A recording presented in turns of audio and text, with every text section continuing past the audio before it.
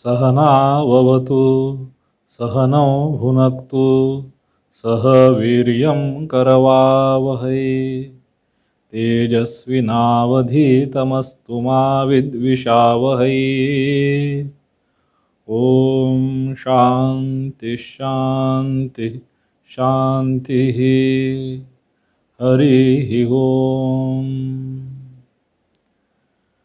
पार्थाय प्रतिबोधितां भगवता नारायणेन स्वयं व्यासेन ग्रथितां पुराणमुनिना मध्ये महाभारतम् अद्वैतामृतवर्षिणीं भगवतीम् अष्टादशाध्यायिनीम् अम्ब त्वाम् अनुसन्दधामि। भगवद्गीते भवद्वेषिणीम् वसुदेवसुतं देवं कंसचाणूरमर्दनं देवकी परमानन्दं कृष्णं वन्दे जगद्गुरुं। मूकं करोति वाचालं पङ्गुं लङ्घयते गिरिं यत्कृपातमहं वन्दे परमानन्दमाधवम्।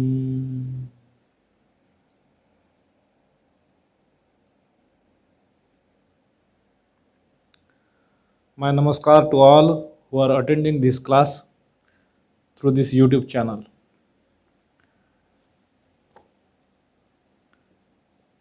So as all of you know that we are conducting these classes through this YouTube channel, and mostly it is as it is the system. This is one-way traffic I am speaking. Whereas there is a little scope that because live chat is on, so you can post your comments or questions through it. You can correct me wherever I am mistaken.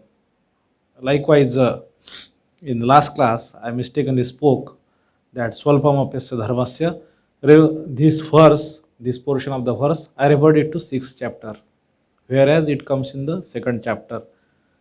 नेहाभिक्रमनाशोस्ति प्रत्यवायो न विद्यते स्वल्पमप्यस्य धर्मस्य त्रायते महतो भयात्. So such kind of slip of tongue or such kind of mistakes happen. You may correct it. So you will be very proud. I will be happy that you are paying attention. And so as our class will be really enriched by each other's experiences. So far as the story is here in the Gita, Arjuna asked the question to Bhagavan that what is that? What is that force impelled by which, even if desireless, even if I have no such inclination, I am forced to commit a sin, a wrongful action, unwanted action. अथकेनं प्रयुक्तोयं पापं चरति पुरुषः अनिच्छन्नपि वार्ष्णेय बलाद इव नियोजितः. As if balad eva, as if compelled by force, as if eva means as if. So this is the situation, this is the scenario we face many times, especially if we try to change our habits. We realize this, how hard those habits dies. You might have known that example, or it is generally cited at a, so habit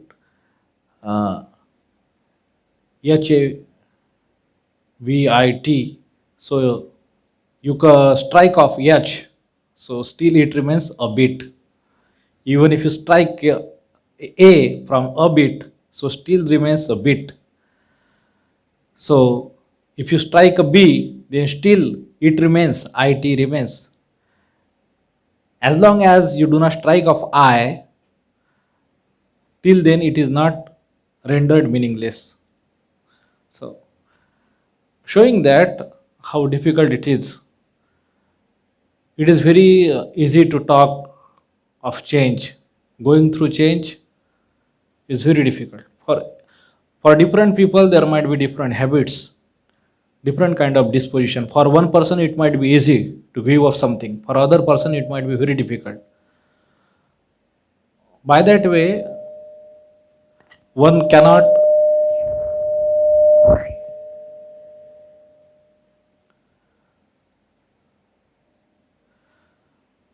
one should not sermonize. One second, I have to correct that.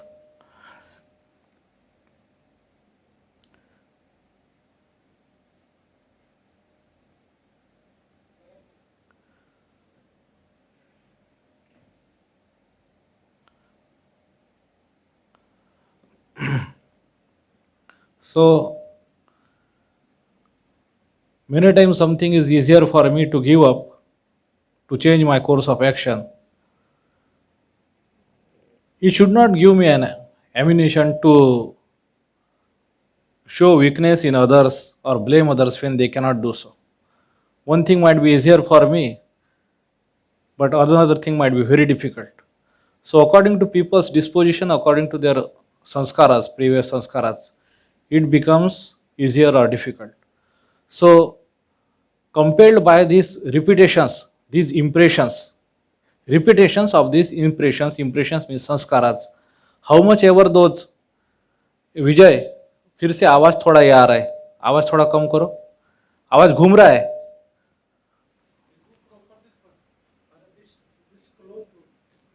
और कहा अभी.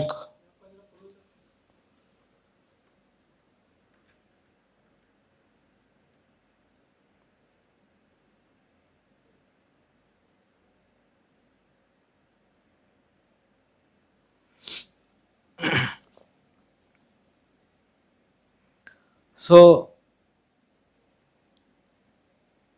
अभी ठीक है मेरे ख्याल से, अभी ठीक है.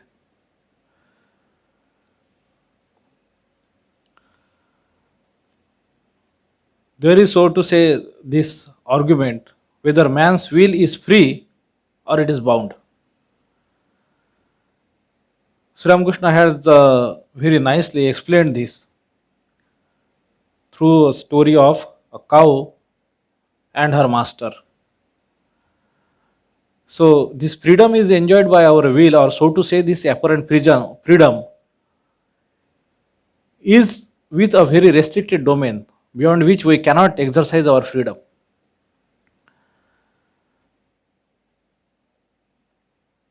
It says that our apparent free choices are no absolutely, so to say, they are not free. They are not absolutely free.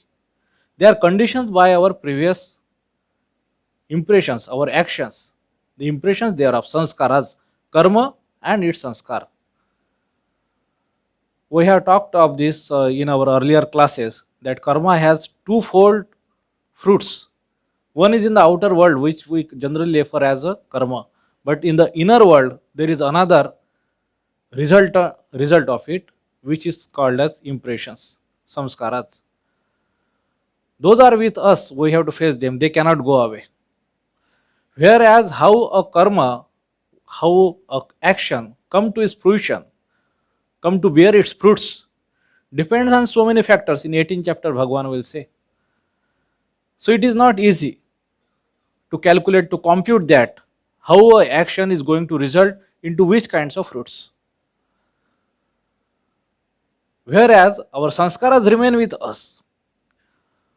So the path of mukti lies with correcting our sanskaras, getting rid of them, transcending them, because as Arjuna is asking, what is that? compelled by which, as if by force, I am pushed into an wrongful, unwanted action. Baladiva niyojita, as if I am engaged, niyojita, by forced.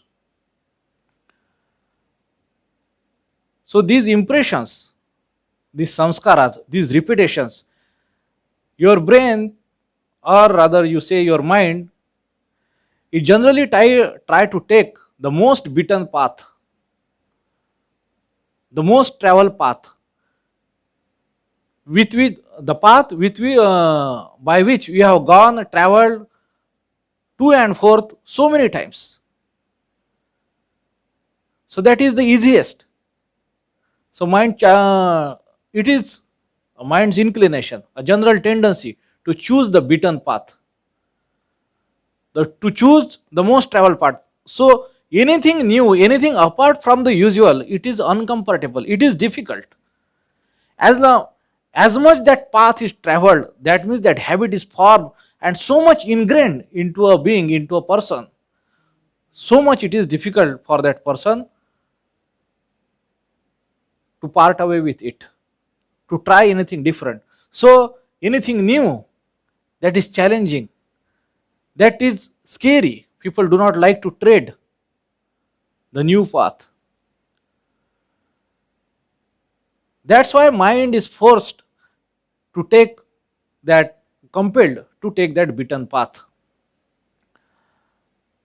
How Bhagwan is responding here, he says that, and what is that path lead to, in what is the objective of the mind or of the brain to search, to travel that path? There is only one objective, that is pleasure, that is bliss, that is happiness.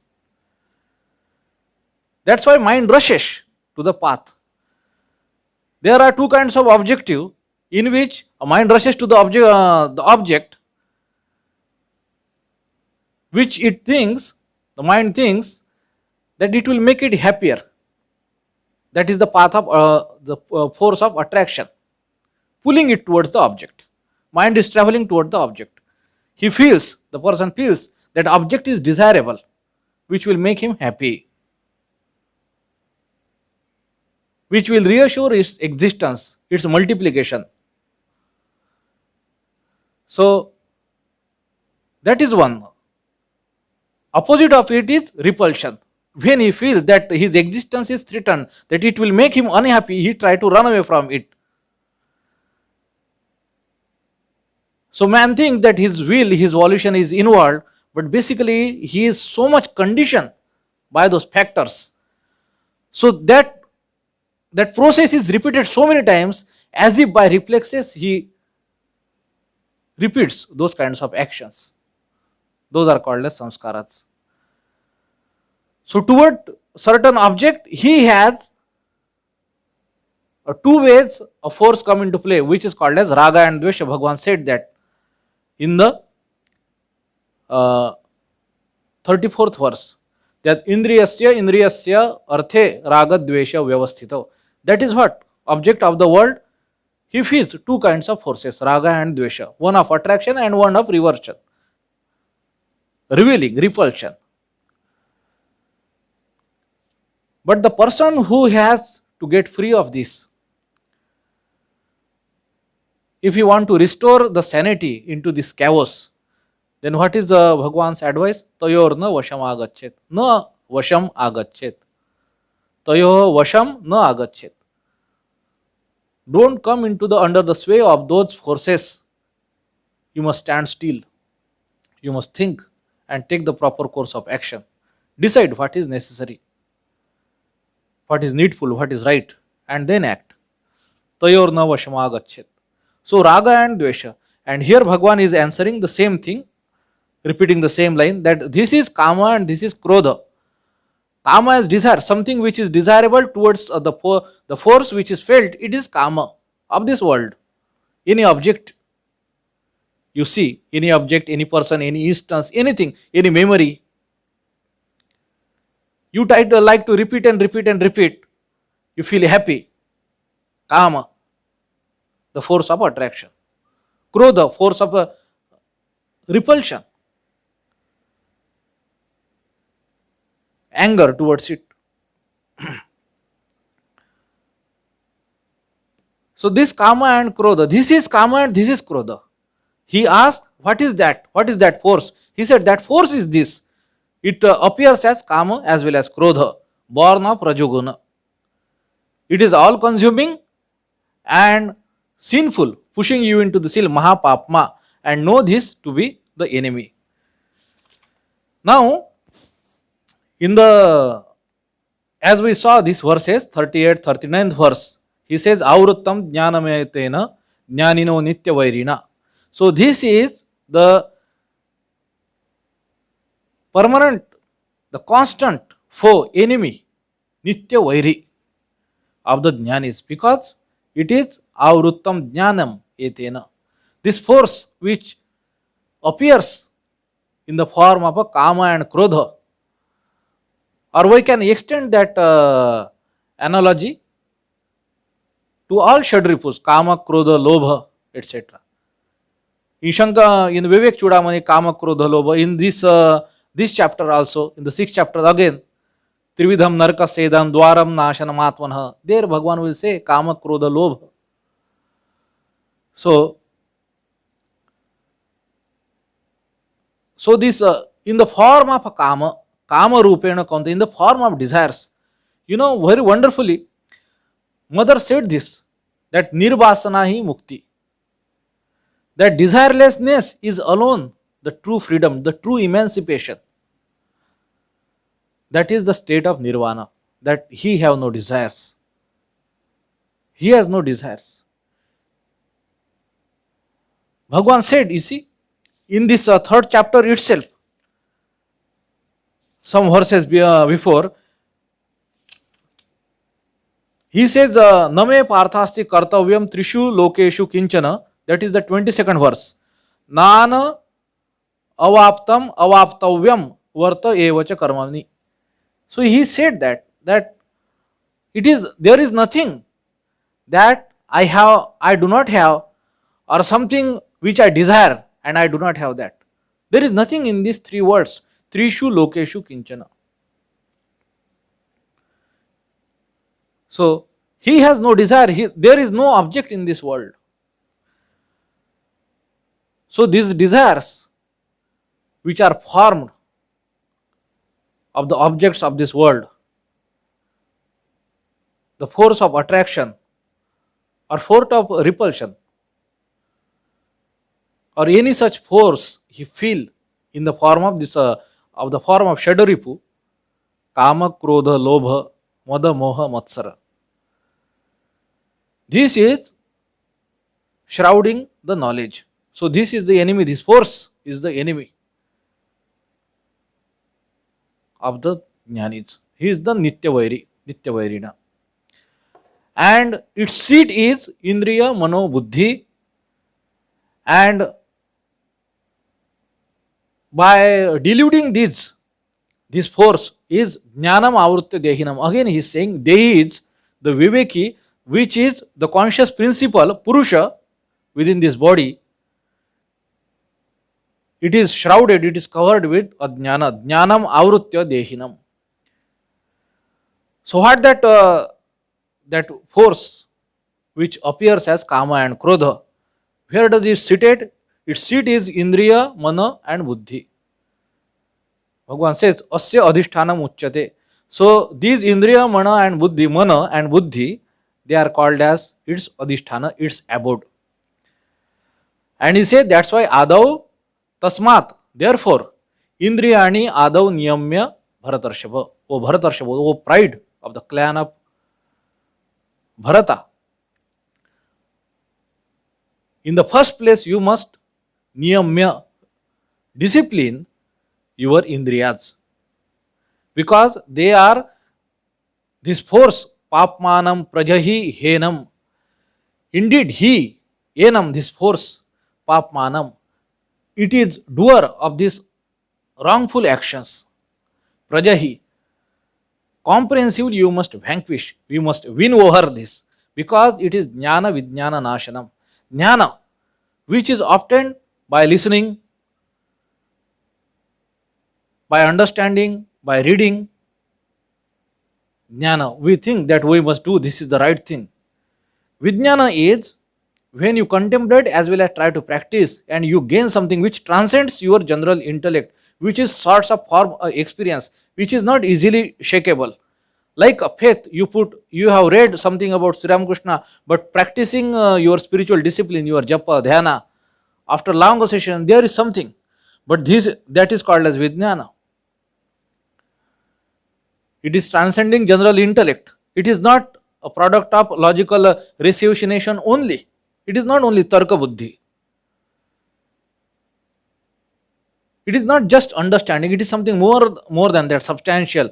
And he says that that force which appears in the form of kama or krodha, it is jnana vijnana nashanam. It will shake everything. This, if you are such emotionally taken away in the whole wind of these emotions, in the form of kama, krodha, lobha, moha, mada or matsara, anything, you will see you will not be able to practice your japa or dhyana properly. Why? It is shaken that. Jnana vijnana nashanam. So, that's how dangerous it is. That's why it is nitya vairi of the jnanis, of the spiritual aspirants who want to progress on the path of dharma, on the path of this adhyatmic unnati, who want to attain the spiritual progress, whoever want to attain. To them, this is nitya vairi, a constant foe. You should never let your guards down forever, for a moment. So, how to do that? Prajahi henam, you must comprehensively win over this. I know that it is seated in the indriya, mana and buddhi. How to kill it? Prajahi, jahati, jaha is to kill. Prajahi, comprehensively. That you must, it is not for a moment that I win over it. It must be tested through times in all conditions. I must be free of it, all traces of it. That is our objective. So, how to reach? What is the path? How to do that? So, in last class we were discussing that after Arjuna discourse, when after Arjuna pleaded to Bhagwan that Shadhi Mam Tvam Prapannam, that please teach me, that I am surrendering to you, I am Prapanna, I am bowing down to you, I am offering my namaskar. Please teach me, please discipline me, Shadhi. So, Bhagwan has started with Sankhya Yoga. Sankhya is knowledge, the path of the knowledge. Knowledge which is gained from the Shrutis or from the experiences or from the words of the knower of Brahman. Such knowledge, when I am totally emotionally overwhelmed, it is very natural that it didn't strike any impression upon Arjuna. So Bhagwan says that I will teach you the Buddhi Yoga, the path of the reason, the reasoning, the logical conclusions drawn on the same truths of the Shruti, which he had revealed, that Deha Dehi Viveka, that you are Dehi, you are not Deha. So do not to understand his own dharma. So Bhagwan has started with that Sankhya Yoga, then he said Buddhi Yoga. But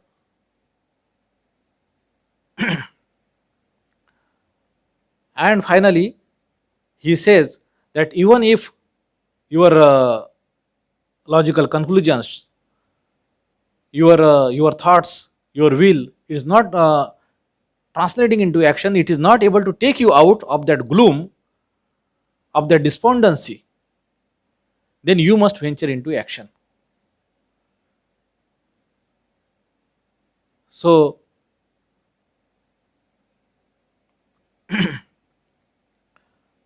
we had said that the basis of this Karma Yoga also is Jnana Yoga.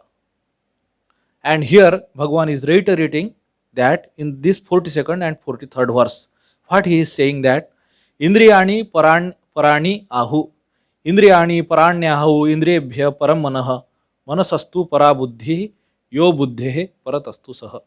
This is the 42nd verse. And 43rd verse is एवं बुद्धेः परम बुद्ध्वा संस्तभ्यात्मानमात्मना जहि शत्रु महाबाहो कामरूपम दुरासदम. So what is said? Indriyani parani.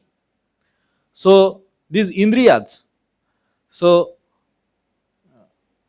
Swamiji says this, Swami Vivekanandaji in the complete works, that indriyas are not the indriya dwaras like the chakshu, what we see. These are the five sense organs, your eyes, your ears. So what is exactly your indriya? Whether a ear lobe, what we see in outer way, is this your indriya? Or through this ear lobe do you get to know the sense of sound? No, this ear lobe is nothing. You know that. So whether eardrum is your indriya, or through that eardrum you are going to get the sense of sound, or similarly of the tongue, or similarly of the nose, or similarly of the eyes. What is your indriya? Where does you get the knowledge of that particular sense, that sensory data which it is drawing on? Where do you get the knowledge? So we all know that because these sensory doors, these windows, these carry the information of these data packets, but they are processed inside your brain, and there you get the knowledge, and from thence onward comes the response, how you should act or how you should behave. So senses and indriya dwaras, here also the discrimination is made. These are called as indriya dwaras, what we physically or grossly see. Indriyas are behind these. So these indriyas, they are very powerful. This is what is said. Parani. Para is superior or higher. That is the sense. So indriyani, because it is in plural case, so that's why parani. Para is also has become plural case. Parani. Indriyani, parani, ahu. It is said. Ahu means said. What is the meaning of these three words? That they are mightier. That is the thing. They are mightier. How do they act? In collusion with the impressions. In collusion with the impression. As soon as these particular sense organs note a particular kind of data, it immediately is tallied with the repository of the impressions. What is it like and how? So this is very fast process. So that repository of the impressions is called as your chitta. And immediately, how the way you have often behaved, immediately those sanskaras are propped up and you take the action. In earlier our Gita classes, I had referred to this book, Thinking Fast and Slow, by Daniel Kahneman. So see, the name of the book is Thinking Fast and Thinking Slow. So this is generally your reflexive action, where a rigorous reasoning process, evaluation of the data and evaluation of the situation is not involved, which is cumbersome, which generally brain do not try to do. It wants the easiest path. So this is faster and quicker. What is the precedent, how you have behaved earlier, so immediately just copy that, just do that wise. So this is called the force of sanskaras. Force of sanskaras. So that's why indriyas are very powerful, because they immediately even if you are not many time, it is said through different experiments, it has been proved that sometime that you see and as if your brain do not register. Nonetheless, when people are processed in a particular way through a certain kind of many time through hypnotism, people have revealed the truths which they consciously had not known. They were not aware of it, but it was still, it happened to in their sight. In certain, suppose, criminal investigation, so people have revealed the truths which they had not earlier consciously known, but it was all the same in their subconscious, because their indriyas had noted that data was processed. was not just available freely for the subject. So these are powerful. Immediately there is the churn, creates that turmoil of emotion. If something is very attractive or something is very repulsive, and your mind is taken over by those samskaras, those kind of emotions, positive or negative, of kama or krodha. So indriyas are the doorways of this total process. So they must be first controlled. This is the gross physical thing. If somebody has to change, bring change within him or her, this is the first thing, that sensory data must be curtailed first. That is not all, but the process should start with it.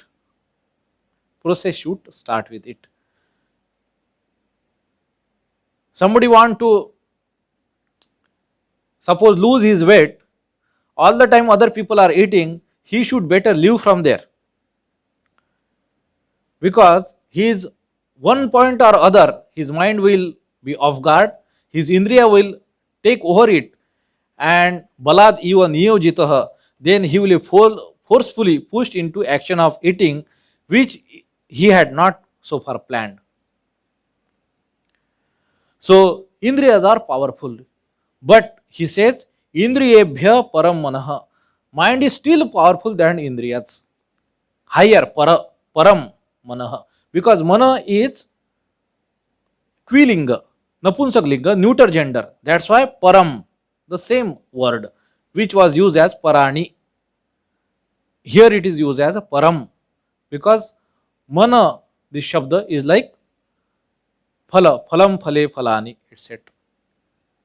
So param manah indriyebhya, how indriyas themselves, they cannot act, they just brings the data, process the data, gives the knowledge what it is.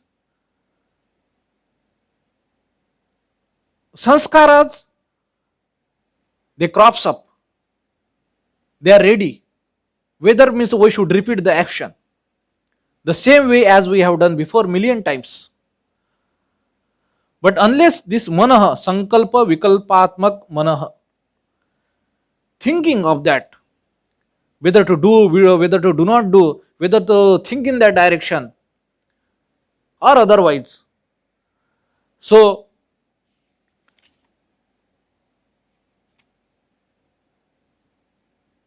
without mana, it cannot do. That indriyas, the sense organs, has to present that data to the mind.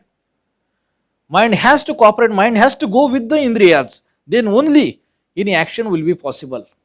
If mind is absent, if mind is withdrawn, if mind is properly counseled, and it decides not to go with the indriyas, so there is a possibility that action may not happen. It might be very frustrating, it might create a great contrast, a contradiction, lot of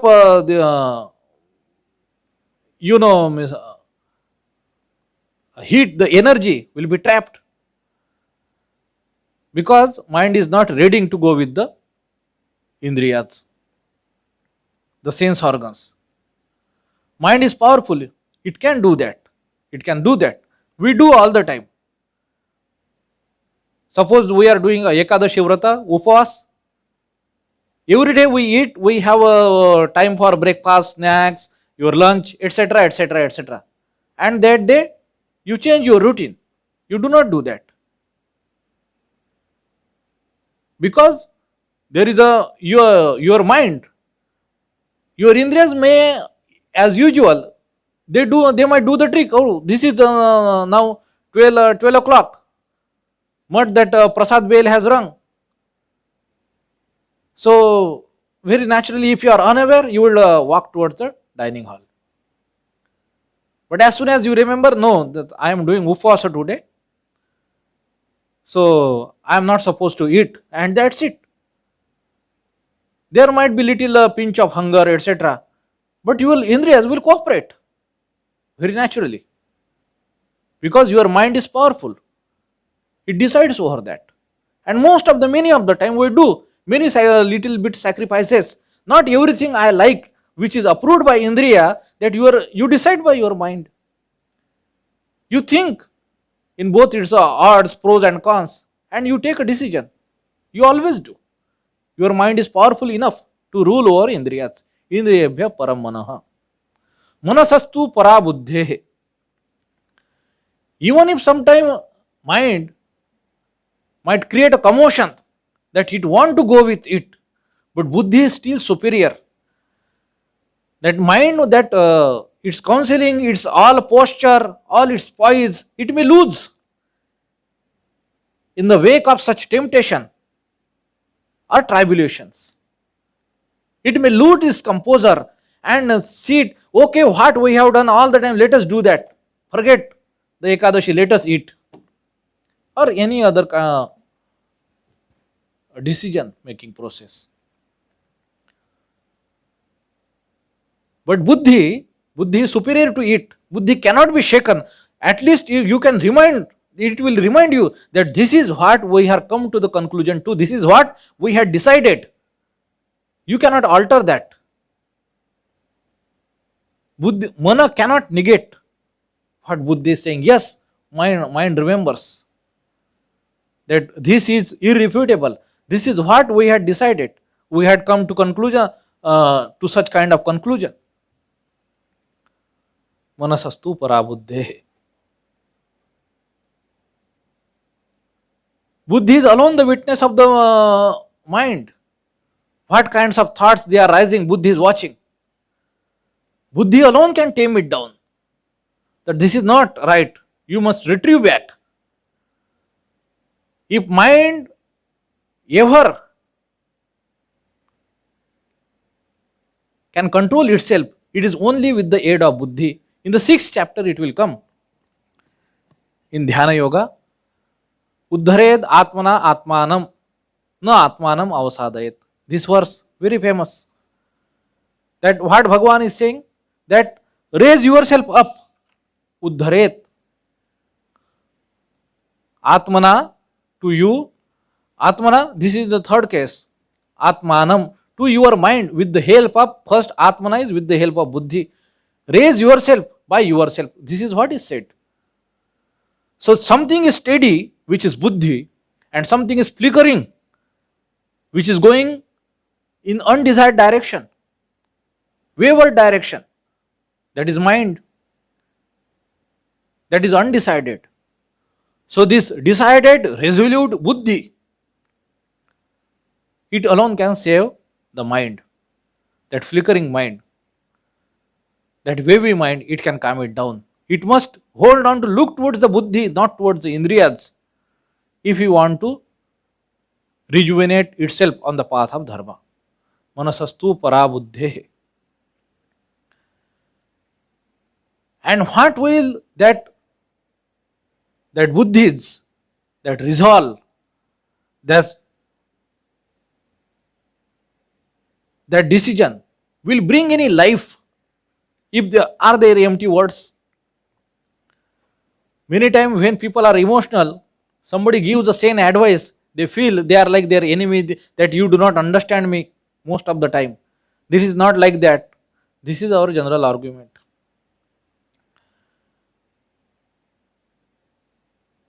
How that people, per that person, is going to bring that force, that life into that resolve of Buddhi? It is only, it can come from this, which is transcending that Buddhi, which is beyond that. Yo buddhehe paratah tu saha. Sa is that only is sa, Atma. Yo buddhehe paratah astu paratah tu saha. But beyond that Buddhi is Atman, that Atman.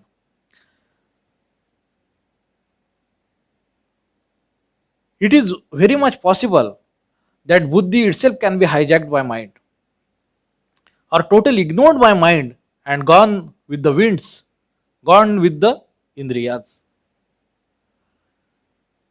It can, as it is, as Bhagavan had said, Tau hi asya paripanthinau, they are the highway robbers. It can rob, hijack this all reasoning process, all your decision, all your resolution, all what you had decided to act in a particular way, to change your habit, to walk the path of dharma, it can totally be robbed, totally be hijacked.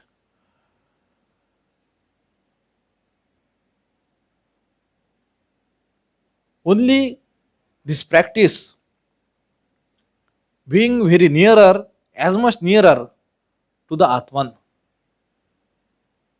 this practice, and with that practice, when that buddhi is purified, then only this Atma Balam, this is called as Atma Balam. One can experience it if one practices it in their life. This power alone can save the character of a person. This alone can save, this alone is the hope of any person if you want to progress on the path of dharma.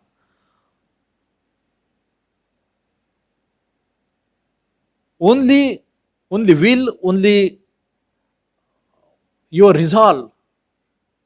If it is based on your ego, it is not supplicated by the force of Atman, by the Balam, by the life from that Atman, that consciousness within, that Purusha within, the God within.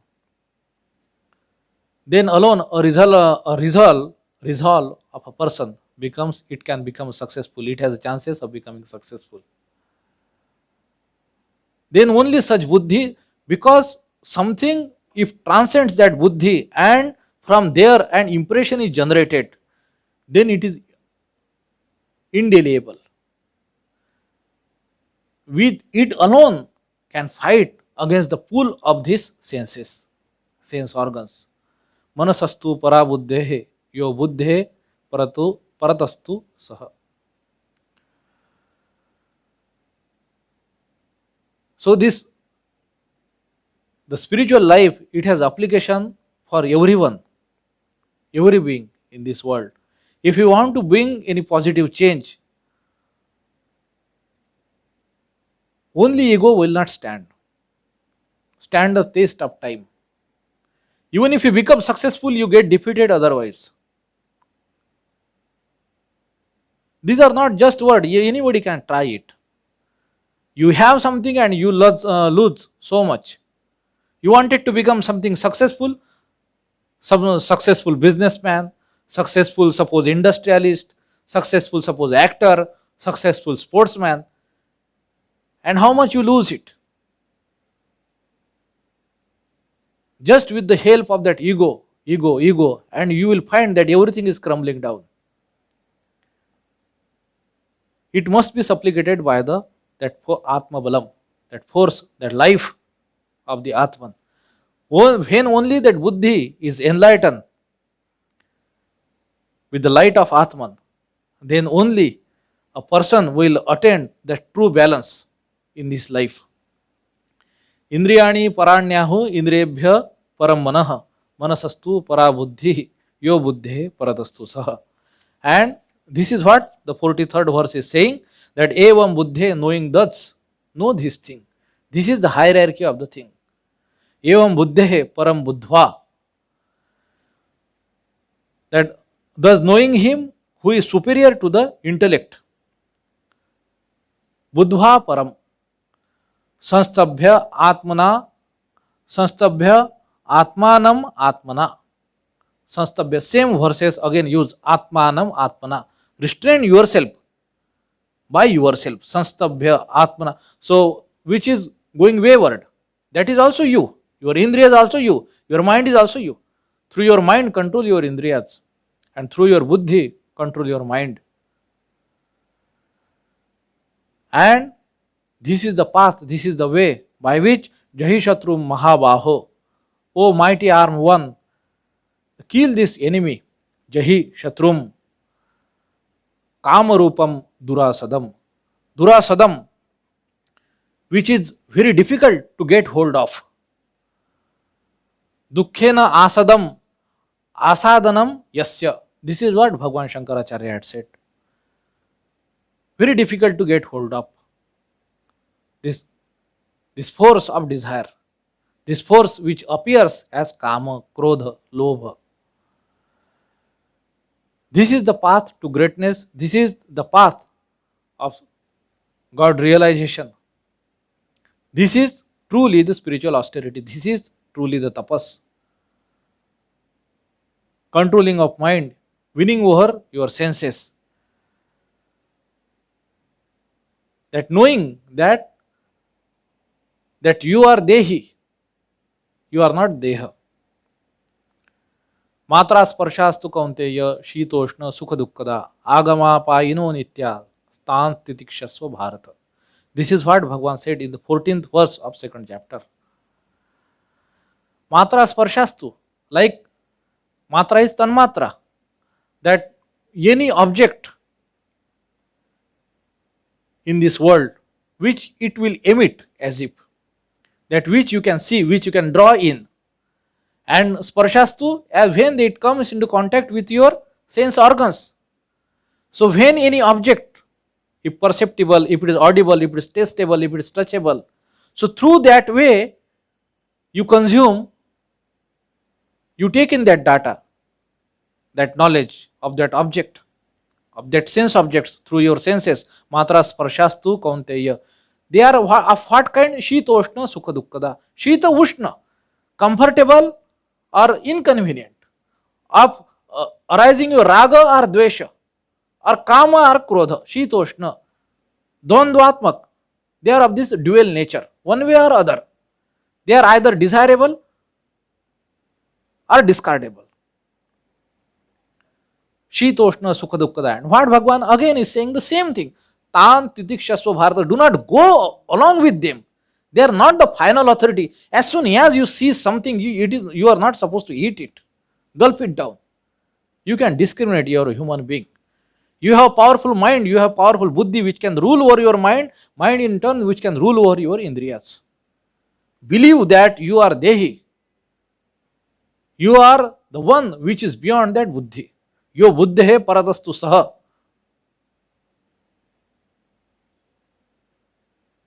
Know that, know your dharma, know what is right, what is ought to be done, and walk that path. You do not have to fall susceptible, crumble before the temptations. This heralding, when your senses, they are heralding that there is something very tempting and we must go along with it, you can oppose it. You can challenge it and you are not bound by them, by their sinister demands, by their nagging, by their this perverted pestering. They are not going to leave you. But you must, with your buddhi, enlightened by the self-knowledge. So, even buddhi is not enough. Even buddhi is not enough. So, beyond buddhi, which is the Atman, when through your spiritual practices, which you gain, that is called as vijnana. There is something which transcends buddhi, which is not just logical data derived from some books or heard from someone. It is not piece of data, piece of information just. That is not buddhi, which is enlightened. So that material, that stuff, that is the real wealth, that spiritual wealth, which can help buddhi to remain steady and which can steady in turn then mind. And then force of this indriyas can be negated. Evam buddhe param buddhva. Knowing that something is transcending that buddhi, and knowing that, control your indriyas, atmanam, by yourself. And this is the way that you should be able to vanquish, conquer this enemy, jahi shatrum mahabaho kama rupam, in the form of kama, in the form of desires. That it is setting your mind into commotion, into kind of turmoil, a perturbed state, that you cannot fathom what is knowledge, what is truth, what is dharma, what you ought to do or how you ought to behave. So this is Bhagwan's message. This is For Arjuna and for all, this is the way, this is the knowledge, this is the discipline, this is the method, this is the only method by which one can build one's character. The knowledge of the self. This basic belief in the premise, this premise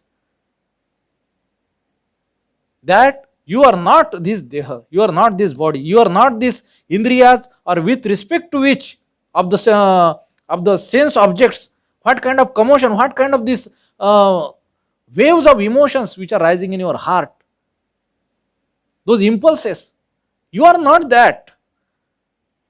You feel like, no, I will fulfill my desire, I behave like the way I want. You are not that.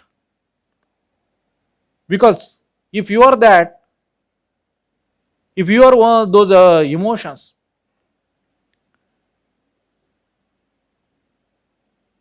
you feel one with it, you will not regret then. They come and go. Agama paino nitya. They come and go. Agama apayina. But you are all the time steady. And you become sometime happy and sometime unhappy. You remain all the time. Regardless of happiness or unhappiness. You are that which remains all the time. In spite of happiness or unhappiness, you are that.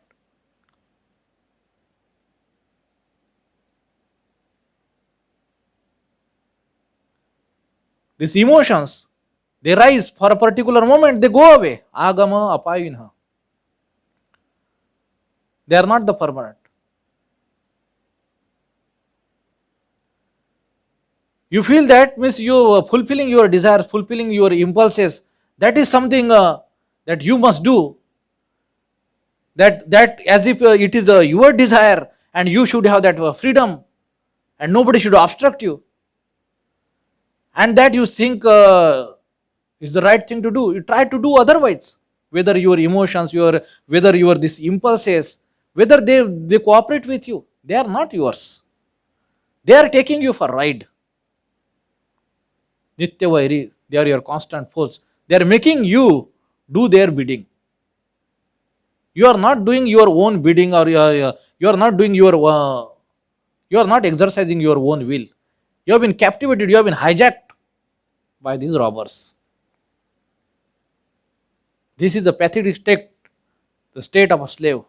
And we must win, every one of us must win this freedom into infinity, into that infinite Sat Chit Ananda, the infinite existence, infinite knowledge, and infinite bliss, which is the Atman, the self, ever conscious, ever pure, ever existent within you, which is your true nature, and not this complex of body, mind, and senses, their tarmatras and their Vishaya Sanyogas, and the world arising out of this.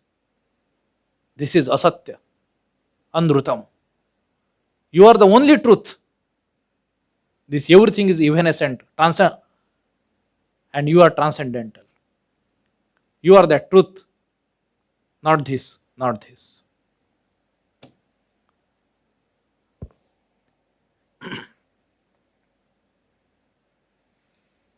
Om Shanti Shanti Shanti. Hari Om Tat Sat. Shri Ramakrishna Arpanamastu.